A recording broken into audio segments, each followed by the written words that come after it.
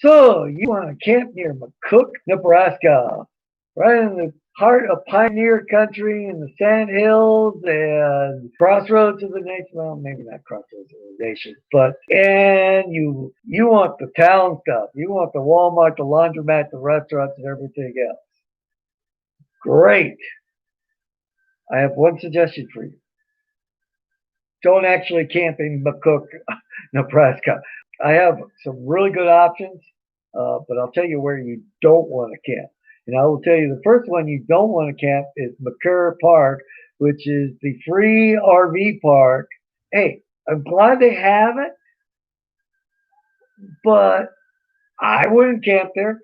It sits right along the highway, and not just any highway, a major U.S. highway. Oh, and by the way, right behind you is the railroad. Plus, you gotta have the city traffic, the local traffic, the truck traffic, and the railroad traffic. That's way more noisy. I also kind of see the comments. Uh, the toilets are kind of to kind of a little bit dirty. The whole place kind of looks a little bit run down, to be honest. I mean, when we drove past there were definitely people camped there and some RVs and such, and I think maybe one tent. But if I had a choice, and you do have a choice, I would pick another spot. There's other places also in Cook, but they're also mostly trailer parks, and they're not really suited for the casual traveler, and definitely not for the camping guy. So I'm going to recommend a place that I didn't get to, but this is where I would stay. I would have stayed at Red Willow State Recreation Area, which is almost a state park. It's just a matter of wording, actually.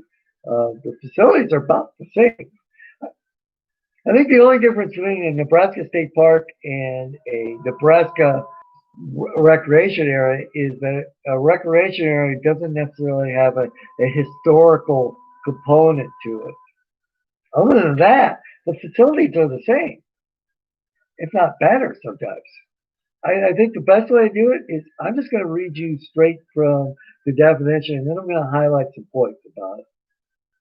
Red Willow is about 10 miles due north of McCook on the U.S. highway. The campground has 50 pads with electric, plus 110 non-pad type, basically say tents. Other facilities are showers, dump station, a swing beach, fish cleaning, a boat dock, picnic shelters, and sometimes they'll have a concession stand open.